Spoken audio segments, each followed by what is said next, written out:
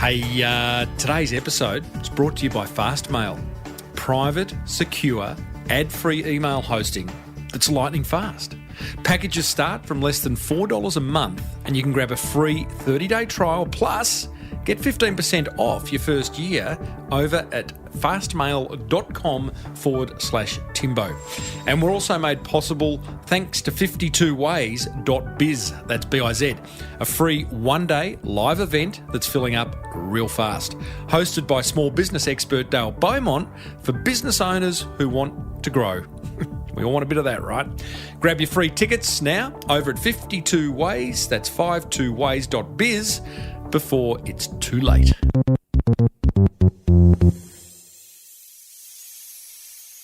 You know, I do love it when I come across a new idea that's right for its time.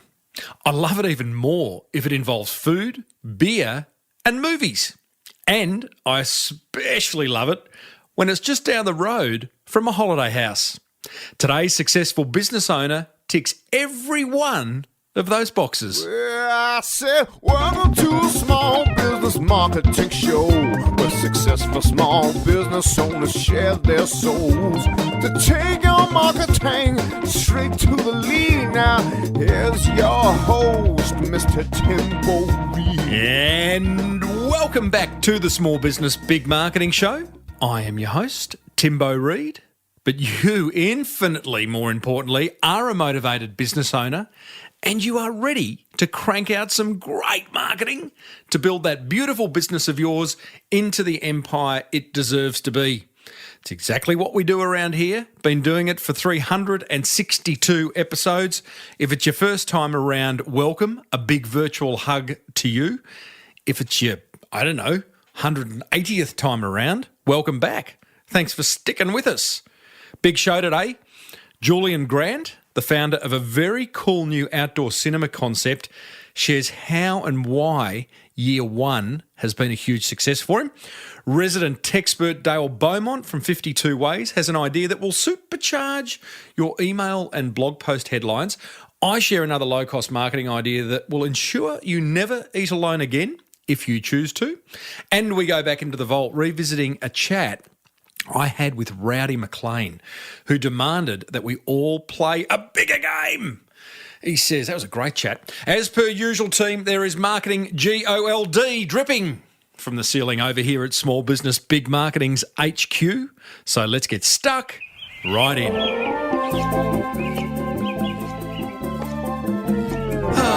Life just got a whole lot easier.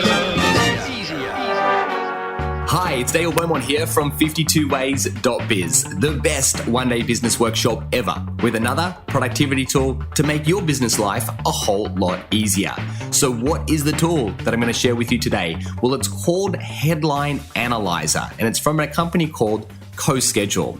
Now, if you're running your own business, if you're doing any form of marketing, if you're putting out emails or you're writing copy for your web, you need to have a great headline. The headline is what grabs people's attention and draws people into your marketing message. Now, generally speaking, the only way that you know if the headline is any good is by actually using it and then testing it later, retrospectively. However, now you can actually test the success of headlines before you've actually used them. How is that even possible? Well, that's why you need to check out Headline Analyzer. What you can do is go to this tool, you can type in your idea for a headline, and it basically tells you if it's any good or not. It actually gives you a score out of 100. And if it's not all that great, you can try again and again and again, and you can get to a score that you're happy with. Then when you use that headline, you'll know it's going to get much better results.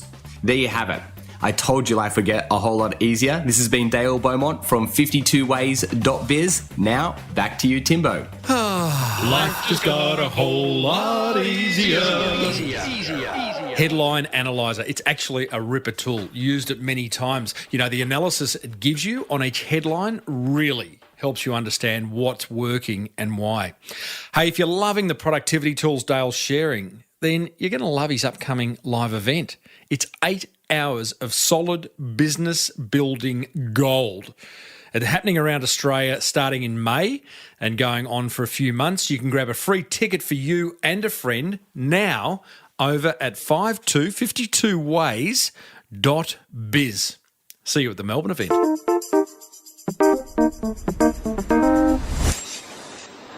Coming up, I share another low-cost marketing idea that involves food, glorious food. So can't sing. But right now, let's meet today's successful business owner, Julian Grant, who's the founder of Barefoot Cinemas, a new outdoor cinema concept that launched over summer in Victoria. In fact, it launched down the road from my holiday house in a seaside village called Portsea. So I'm a little bit biased, as I absolutely love Julian's business idea, as it brought a whole new level of fun to the area. Now, the criteria I have for choosing my guests is that I look for a successful small business owner with an interesting story that's using marketing effectively. Now, I tend to avoid startups and those that aren't running over a certain dollar amount. But every now and then, I break my rules, and I've done this for Julian, as I think there's some great lessons for us all in what he's done with this new business. Barefoot Cinema is an outdoor cinema concept, let me paint the picture, set in a national park, on a cliff top, overlooking a beautiful beach and Port Phillip Bay. There's food trucks, a bar, fairy lights dangling from all the trees, live music, and there's a large cinema-sized screen and sound system as well.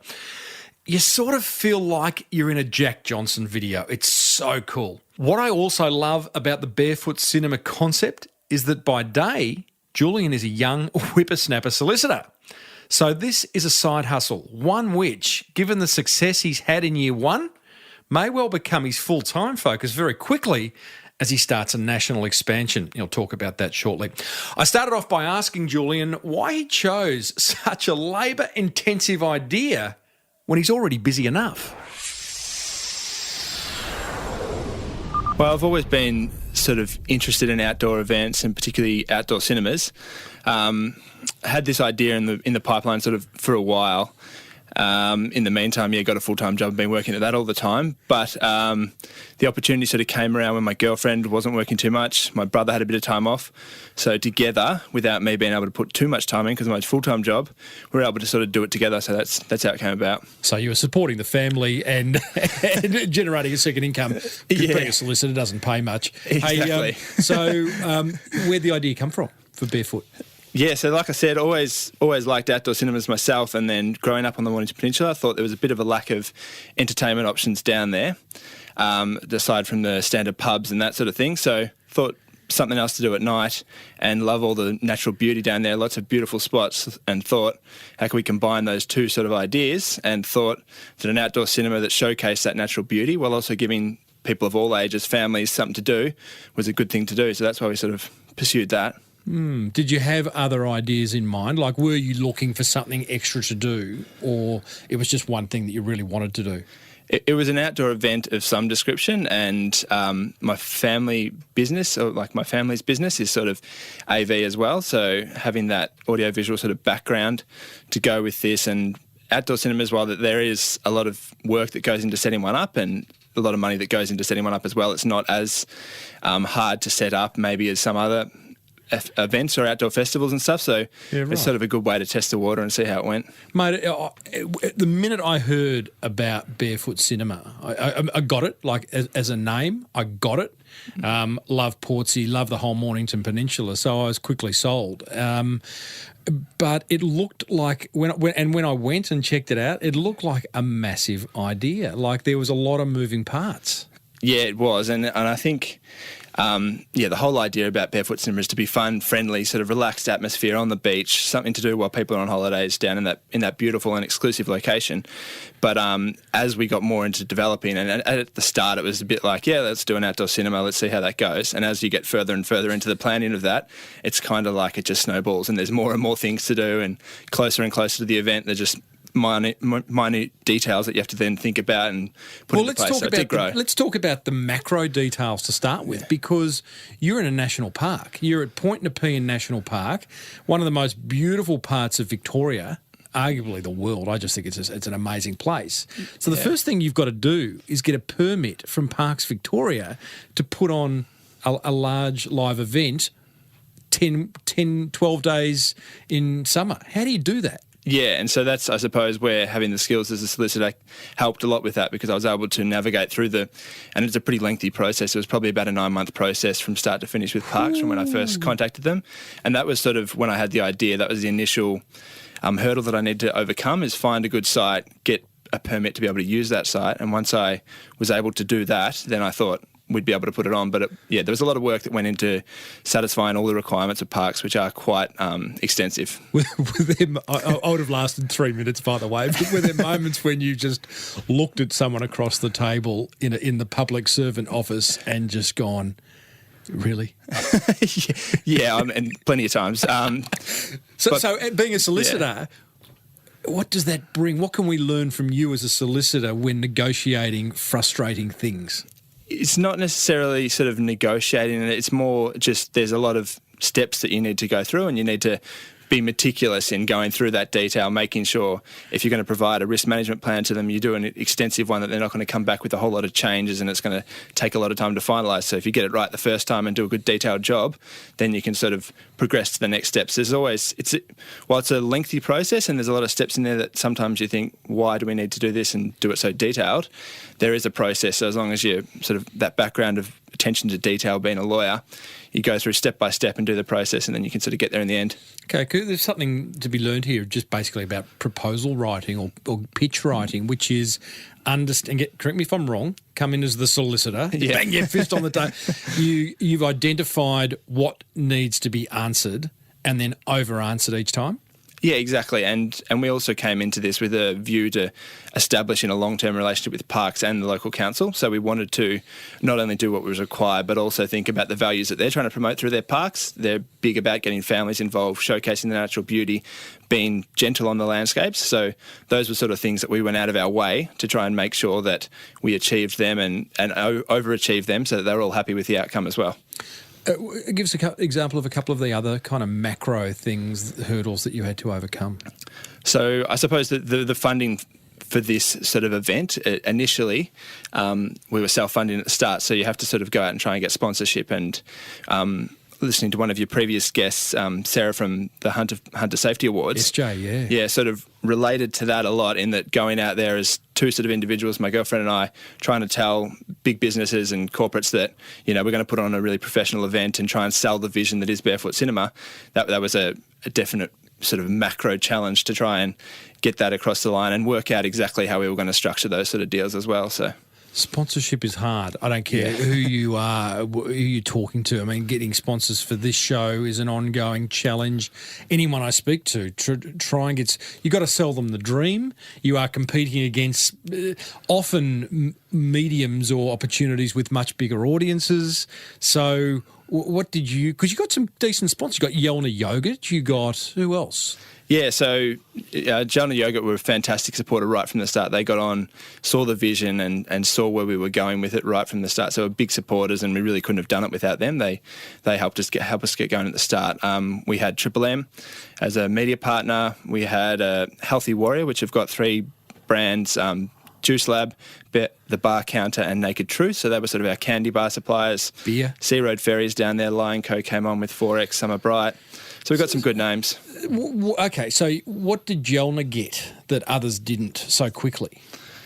I think, the owner of Yelna, Campbell McLaren, he's got a house down there in that area, so he understands the natural area, but apparently it was actually his brand manager who really, really liked the idea and thought it fitted in well with their big about, natural ingredients and being a real natural sort of healthy product, and that beautiful outdoor natural environment, I sort of think coincided with that. But so they took the naming rights package straight away and got on board right from the start. A big sigh of relief for you. Yeah, absolutely. And then to be able to go to other sponsors and say, hey, Yelna's on board, which is a great brand anyway. Exactly. It brings confidence. Yeah.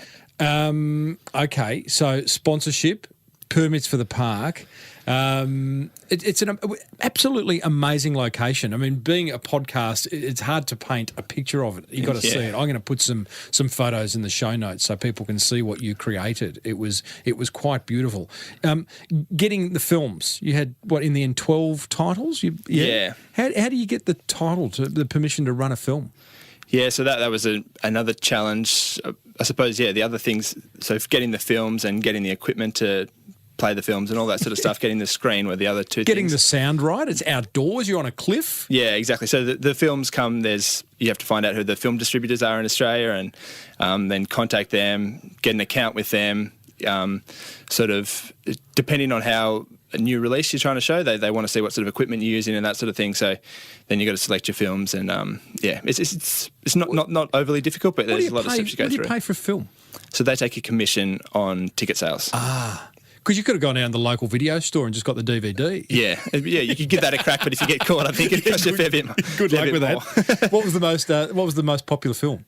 Sully was our most popular, and also Lion King and The Castle were both pretty popular ones as well. I like the fact that you ran The Castle on Australia Day. Yeah. Clever. It fitted in pretty well. Yeah. For any overseas listeners who haven't seen The Castle, watch it. You probably won't get it, but watch it nonetheless. Yeah.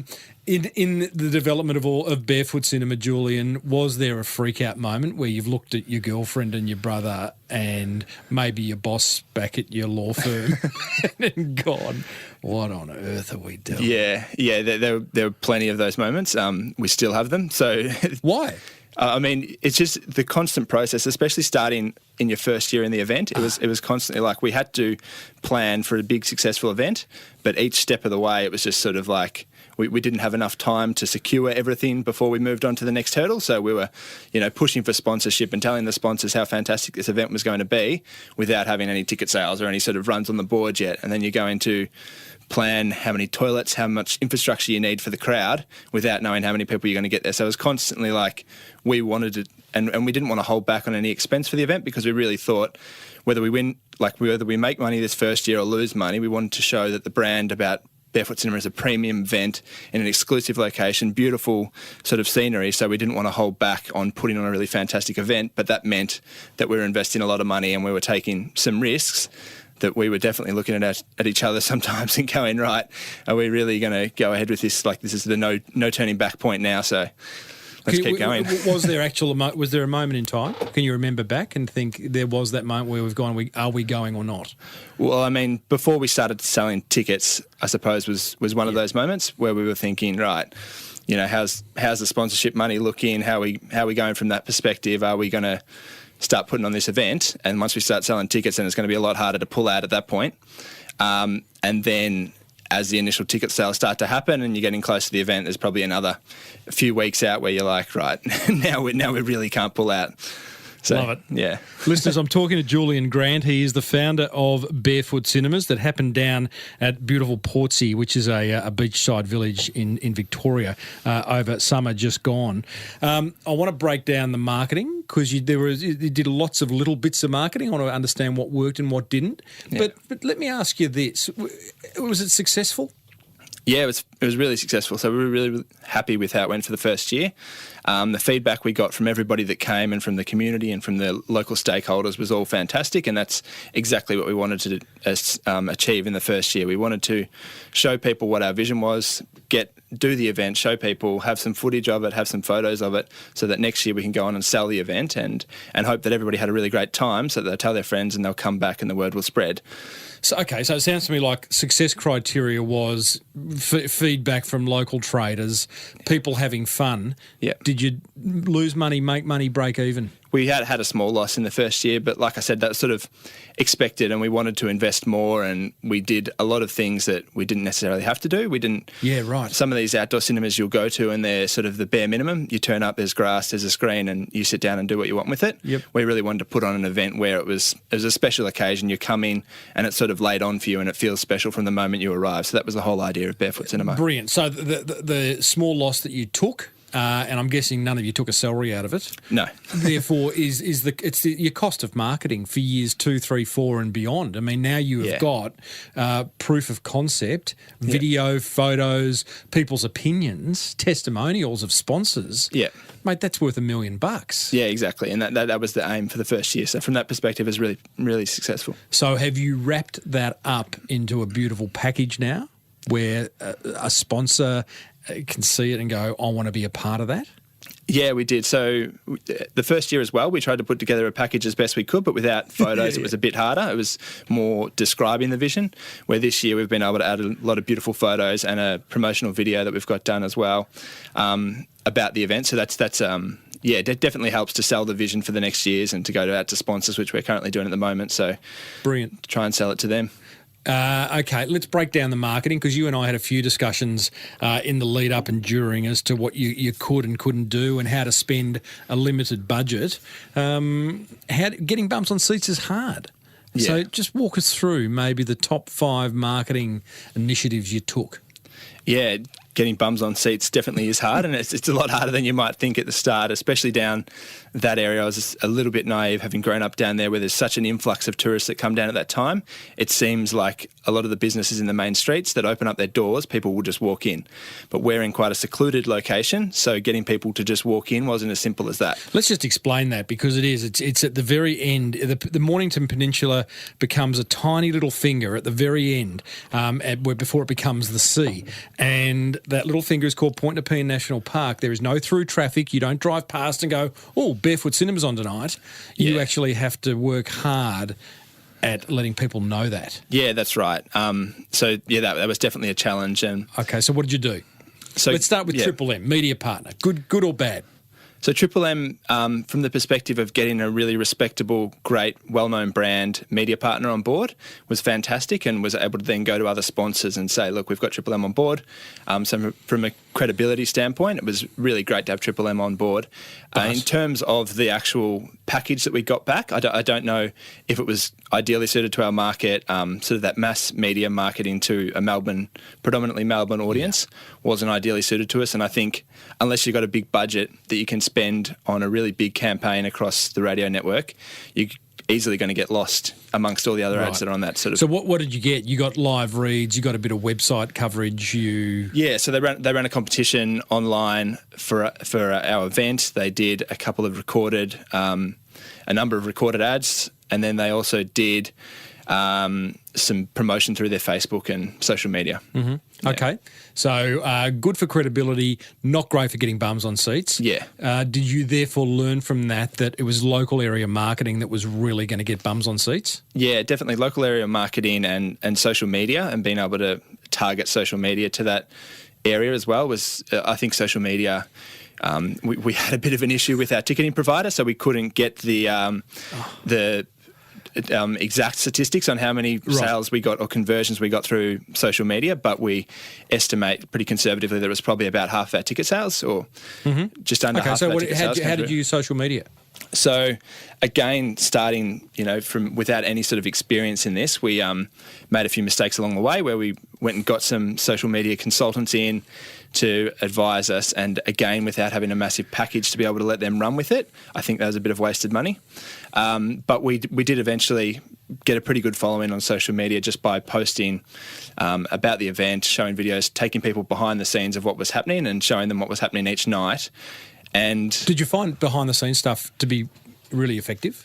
Yeah, it was really good. And I think one of the things that we did was I've been doing a lot of reading about sort of social media and trying to learn as we go. We all have. Me too. Yeah, exactly. And there seems to be a lot of ways out there where you can get some numbers pretty quickly if you're going for numbers' sake. But we didn't have that objective from the start.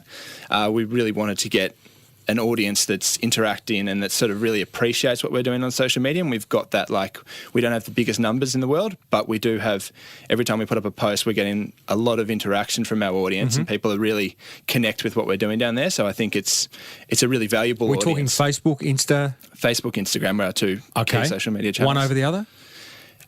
Initially, it was Facebook that we started with, and Facebook was the biggest lead generator to our website. But Instagram really took off throughout the event, and people loved, I think it's a real visual medium once we were up and going and we could show people there. Barefoot Cinema is made for social media. It's like, look at me. Exactly. Look where I am. Look who I'm with. And it was cool. I mean, the fact that you did create what I would call I sort of felt like I was on an Angus and Julia Stone movie set, video clip. Like, it was cool, lanterns hanging from the trees, and, you had live music playing, and, it was a cool place to be. So I can imagine social media media just playing right into that. Yeah. And was that, did you boost stuff? Did you run ads, or was it just simply you organically posting things that were happening? We boosted pretty much everything, and it wasn't huge boosts that we were doing, but one of the things we did learn from that social media consultant is that the algorithms and stuff that Facebook and Instagram run means that if you're not boosting things, you're only getting a really minute percentage of even your own audience, let alone outside that. So we made sure we put a little bit of spend, and it was like $5 or $10 on every post, and then we would boost to bigger numbers for our sort of more, our more popular posts where we're announcing the program or we're announcing movies and that sort of you went stuff. up to like 10, 12, I think $15, wasn't it? A little bit higher than that, but about that. But see, this is what I love, right? Because you haven't made $1 million, but you have created a brand from nothing. Yeah. And a brand that actually, quite cleverly, Barefoot Cinema as a name, I think says a lot, and it feels quite established. So, we can laugh about a $10 spend, but hey, look what you're creating along the way. You don't have to spend a fortune. Yeah. What other local area marketing did you do? Yeah, so we did deliveries of our flyers to every sort of household in the local area. We had posters up in all the local shops. Some of our local sponsors, local businesses down there, they were promoting for us as well. There was a lot of things that we wanted to do that we had planned in the grand plan as we were going along, but like I said, that snowball effect, there were so many different things that we had to do. We didn't get to do everything that we wanted to do from local area marketing or from marketing in general. Did you try my street stencil idea? We did give that a go, and that was very successful in getting some notoriety around the area, but it wasn't overly welcomed by some of the local traders. Get over it, local traders. Well, they say, that's vandalism, that's graffiti. Yeah, no, and I mean, not. it does look like spray paint when you do it, but when we explained to them that it was chalk and we quickly got it off their footpath, we didn't get any more complaints after that. But the initial reaction, certainly people took notice and it got the word out there, but some of the feedback we were getting certainly made us a bit nervous. Move on. You're a solicitor, mate. You're the last person who needs to be nervous. That was the problem. Okay, Julian, the grand plan for Barefoot Cinema, you've got proof of concept. Sounds like you're going to do it again in Portsea. That's right, yep. Next summer. Love it. Yep. Bigger? Same? Yeah, so as I was saying, like the first year was really, really successful. The feedback we got, and another proof of that was the fact that we got there's a social media and entertainment company, SME360, who saw our idea and contacted us during the event, wanting us to bring Barefoot Cinema to some of they do mass participation sporting events around the country. So they wanted us to bring Barefoot Cinema to some of those events as an extra sort of add-on for their events. So they've contacted us through that, and then as discussions have gone on and we did an event for them down in Torquay, we've now established a joint partnership with them, joint venture with them, so they're going to be helping us to grow Barefoot Cinema to, we're very close to securing another location further up the Mornington Peninsula for this coming summer, and then looking to move further in addition to Point abroad. Nepean? Exactly, yeah. Interesting. So, because your grand plan is Barefoot Cinema is a brand that has certain component parts that can be delivered anywhere in Australia? That's right, yeah. And so Barefoot Cinema as a brand is about having a premium sort of location that really showcases that location. We're not about encasing it in fencing or anything like that. We've got beautiful locations and we want to show them off and make sure people come, and it's a really special event combining live music, food trucks, drinks, music, and beautiful sunsets, beautiful views, and then movies. So that's the idea of Barefoot Cinema as a brand, and we do want to take that around the country to other places. The fact that we are choosing such iconic and beautiful locations is an absolute strength of the brand, I think, but it's also a part that will slow us down from growing overly quickly, because we're very picky in the locations that we do choose, and we only want to choose sort of the best, most suited locations around the country. So we're slowly picking them out, but it's a longer process than if we just wanted to roll out in any old park or any old location in the capital cities around this country. Ultimate location? I'd love to do one, and this is something that we'd have to do well down the track when the brand's really well established and people know us for iconic locations, but I'd love to do one in a spectacular national park. The problem with national parks is they're quite isolated, but somewhere like Kakadu or somewhere out there where there's a couple in America where they're out in amazing sort of natural rock amphitheatres and things like that. I'd love to do one out there one day and see how that goes, but we'd have to have a big following to get people out all the way out there. Mate, well done. until I met you, I didn't have a great view of solicitors. Not true. I know You've had enough on the show. Yeah, I have actually. And in fact, just before you came, there was another one. So I better be careful. But I love what you've done. As I said at the start, a criteria for a guest on this show is a successful small business owner with a great story who's doing some smart marketing.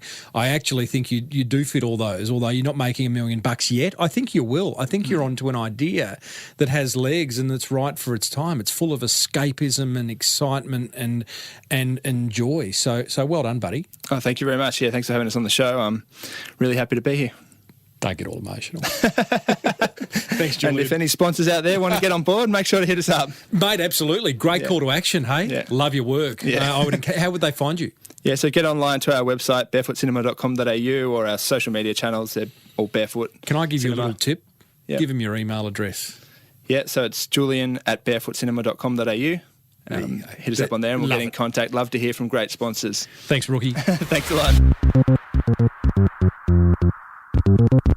There you go. Barefoot Cinemas, Julian Grant. What a good fellow. If you'd like to see some photos of Barefoot Cinema in action, and I encourage you to because it's spectacular, head over to smallbusinessbigmarketing.com/362. Hey, look, I had to laugh. I always call or text my guests to thank them after the interview. After texting Julian, he replies with this. Hey, thanks, Timbo. Loved being on the show. I didn't get a chance to talk to you about our marketing plans for this year. We're implementing a number of new ideas, including some from your show, like blogging, creating a Barefooters loyalty club, developing associations and themed nights with local clubs and groups, and having much more of a local presence in the area, with stalls in the main street of Sorrento, human billboards, moving billboards, and flyering. Oh yeah, and we're also looking to test out Jules Lunn's Tribe, he's a past guest of the show, to see if that works for us in engaging relevant social media influencers. Julian, why did you forget to tell us all that? Luckily, you came through with that text afterwards. Love it, mate. So many marketing ideas in there for every single one of us. And the other learning is that Julian is a long-time listener of this show. So, and he's implementing, he's taking action, he's seeing success. Coming up, I'd share my top 3 attention grabbers from that fireside chat with Julian. Plus, I've got another low-cost marketing idea for you. Yeah, for you to grow your business. But first, check these guys out.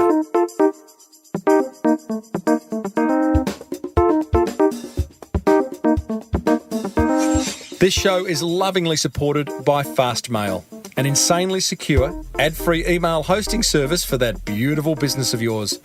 I asked Fastmail's operations engineer, aka lead geek, Rob Norris, to wrap some numbers around Fastmail. And didn't he get excited? All right, well, we have about 150,000 users around the world. We deal with about 30 to 40 million emails every day. I think about 30 million of them is spam that we reject. So there's about 4 or 5 million legitimate emails a day that come through the system.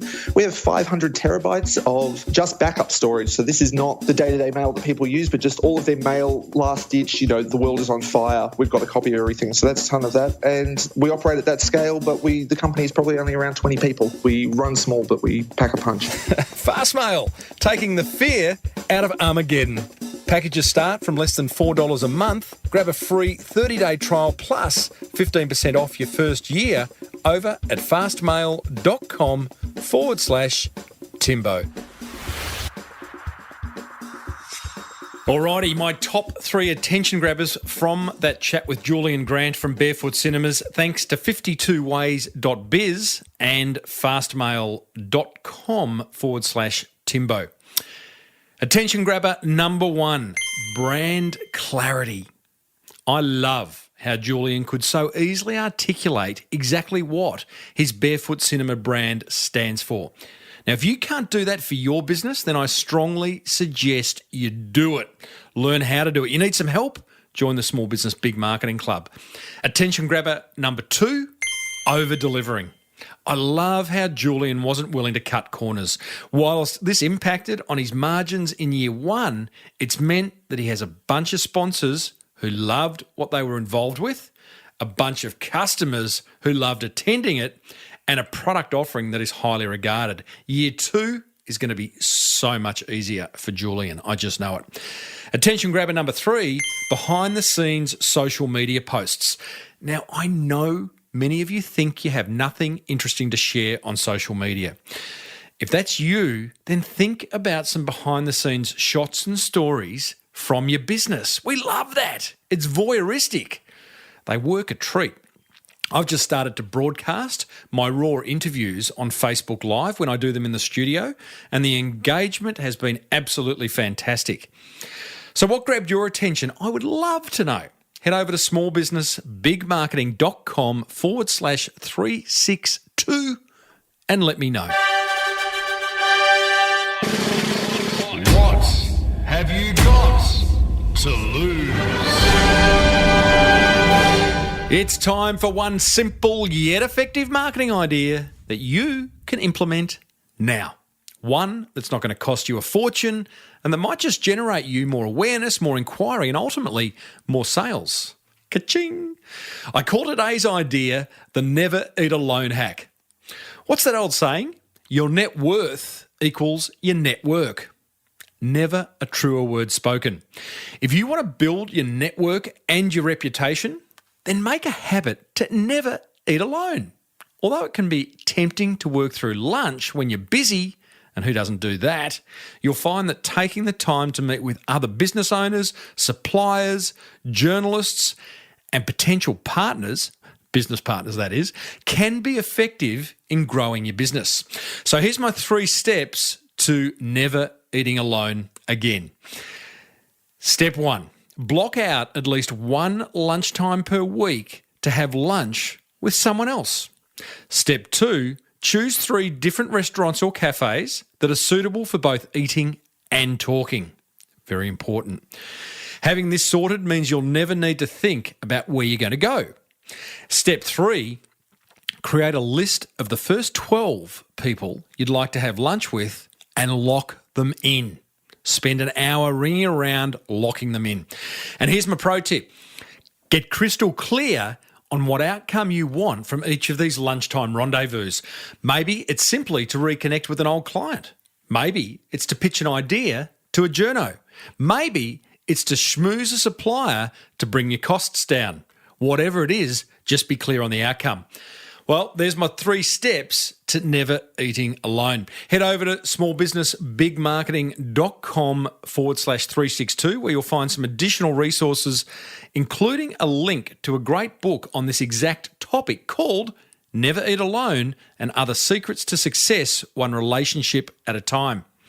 Hey, and if you'd like help implementing any of the marketing ideas I share in this segment, and there's been 27 so far, go ahead and join the Small Business Big Marketing Club over at crankmymarketing.com, where I will personally support you daily on your marketing journey. So, what have you got to lose?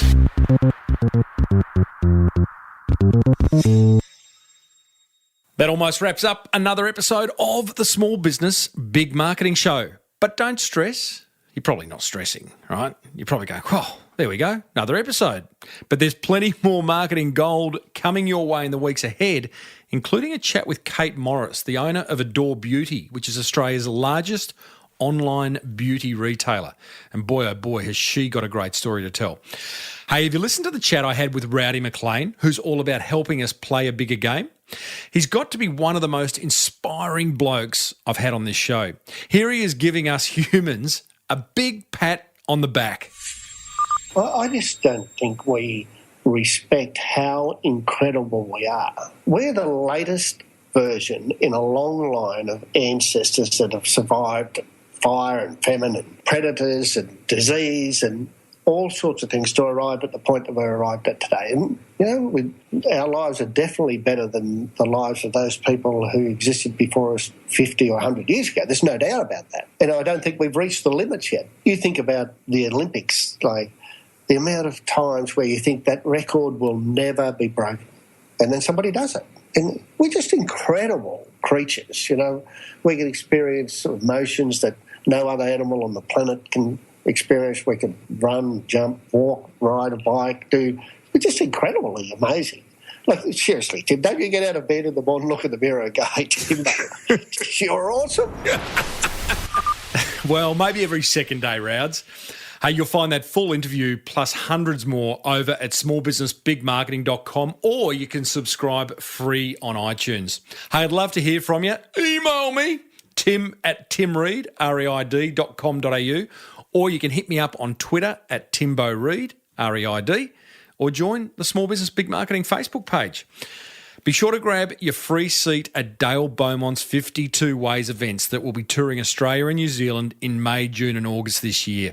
Simply go to 52ways.biz and grab your seat for yourself and maybe a couple of business colleagues now, as they really are limited, and it's a free 8-hour event. It's fantastic. Check out Fastmail, private, secure, ad-free email hosting that's lightning fast. You can grab a free 30-day trial, plus get a listener-exclusive 15% off over at fastmail.com/Timbo. Packages starting from just under $4 a month, so cheap. If you love the Small Business Big Marketing Show, why wouldn't you? Then let another business owner know about it. In fact, grab their phone and download this show onto their phone for them. Until next week, I'm Timbo Reid. Thanks for tuning in.